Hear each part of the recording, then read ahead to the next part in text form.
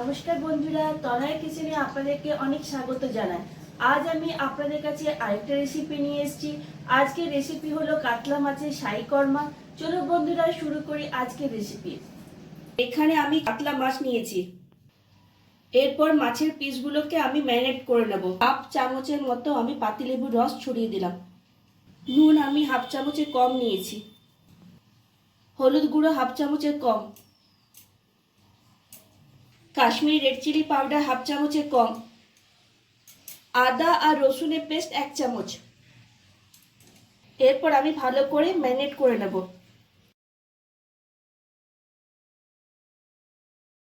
এরপর আমি এখানে একটা ফ্রাইং প্যান নিয়ে নিয়েছি। সেই প্যানে আমি হাফ চামচ জিরে নিয়ে নিয়েছি, 1 চামচ গোটা ধনে, টুকরো দালচিনি, একটা ছোট্ট জয়ত্রী, ছোট টুকরো জায়ফল, 4-5টা লবঙ্গ, 4টে এলাচ, হাফ চামচ গোলমরিচ দিয়ে দিলাম।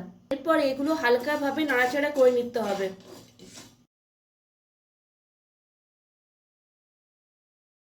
এইগুলো আমি মিক্সিতে গুঁড়ো করে নেব। এই দেখুন বন্ধুরা, আমি মিক্সিতে গুঁড়ো করে নিয়েছি। এরপর কড়াইয়ে সর্ষের তেল গরম হতে দিয়েছি। এখানে আমি 5 থেকে 6 চামচের মতো সর্ষের তেল দিয়েছি। সর্ষের তেল গরম হয়ে গেছে। এরপর আমি স্লাইস করা কেটে রাখা পেঁয়াজ দিচ্ছি। পেঁয়াজটাকে আমি লাল লাল করে ভেজে নেব।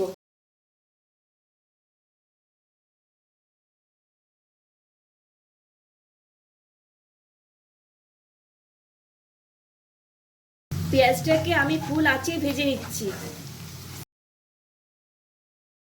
পেঁয়াজ ভাজা হয়ে গেছে। এরপর আমি প্লেটে তুলে নেব।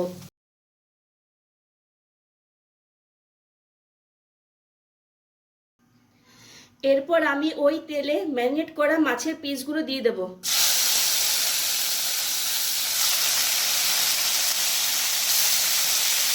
মাছের দুপাশটা আমি উল্টে পাল্টে ভেজে নেব।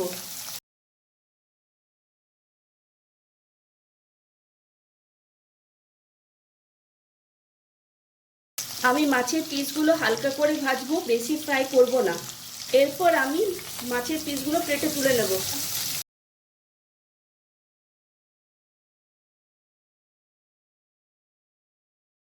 এরপর আমি বাকি পিসগুলো ভেজে নিচ্ছি।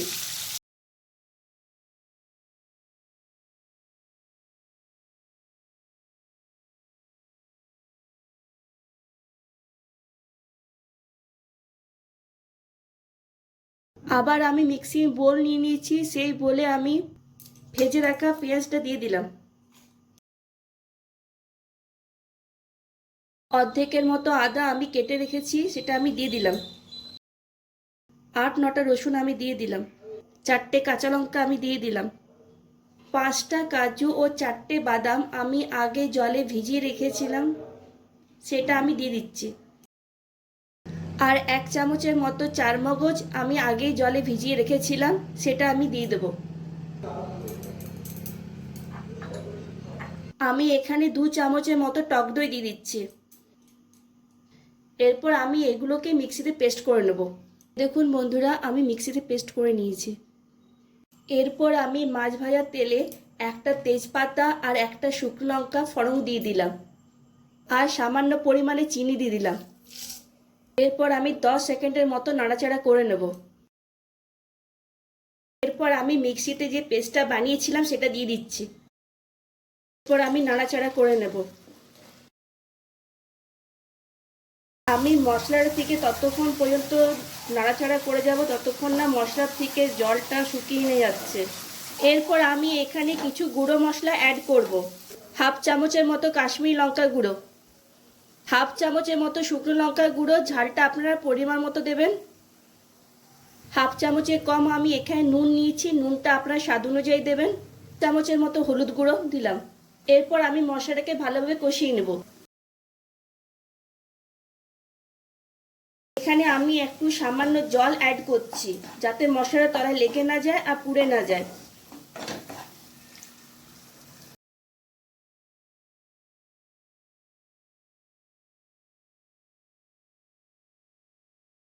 এরপর আমি মশলাটাকে ভালোভাবে কষিয়ে নেব। আঁচটাকে আমি মিডিয়াম টু লোয়ে রেখেছি। আমি প্রথমে মিক্সিতে যে গুঁড়ো মশলাটা তৈরি করেছিলাম সেটা আমি এখানে 2 চামচের মতো দেব। এরপর মশলার সাথে আবার ভালোভাবে কষিয়ে নিতে হবে।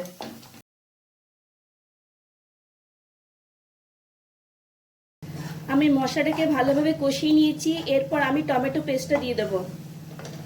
এখানে আমি একটা মিডিয়াম সাইজের টমেটো মিক্সিতে পেস্ট করে নিয়েছি। এরপর মশলাটার সঙ্গে টমেটো পেস্টটা ভালো করে মিক্স করে নিতে হবে।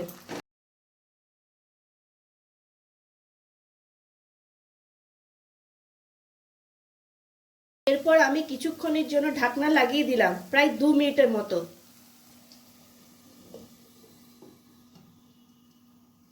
আঁচটা আমি লো ফ্লেমে রেখেছি।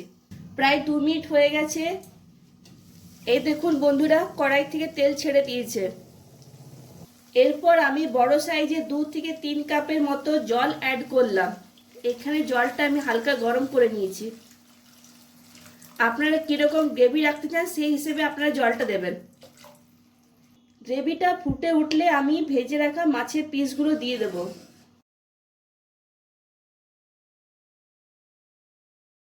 এরপর আমি এখানে 1 চামচের মতো ঘি অ্যাড করলাম। হাফ চামচের কম আমি গরম মশলা গুঁড়ো ছড়িয়ে দিলাম।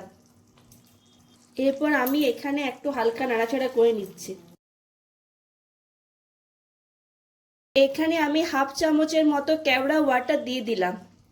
কেওড়া জল হাতের কাছে না থাকে তাহলে আপনারা এক্ষেত্রে গোলাপ জল ইউজ করতে পারেন। এই দেখুন বন্ধুরা, আমার আজকের এই রেসিপি কমপ্লিট। এরপর আমি আপনাদেরকে প্লেটে সার্ভ করে দেখাচ্ছি। আপনাদের কেমন লাগলো আমার আজকের এই রেসিপি? ভালো লাগলে লাইক, শেয়ার আর কমেন্টস করবেন। আর অতি অবশ্যই আমার চ্যানেলটিকে সাবস্ক্রাইব করবেন। আজ এই পর্যন্ত। নেক্সট ভিডিওতে আপনাদের সঙ্গে আমার আবার দেখা হবে অন্য একটা রেসিপি নিয়ে। ততক্ষণ পর্যন্ত টাটা, বাই বাই।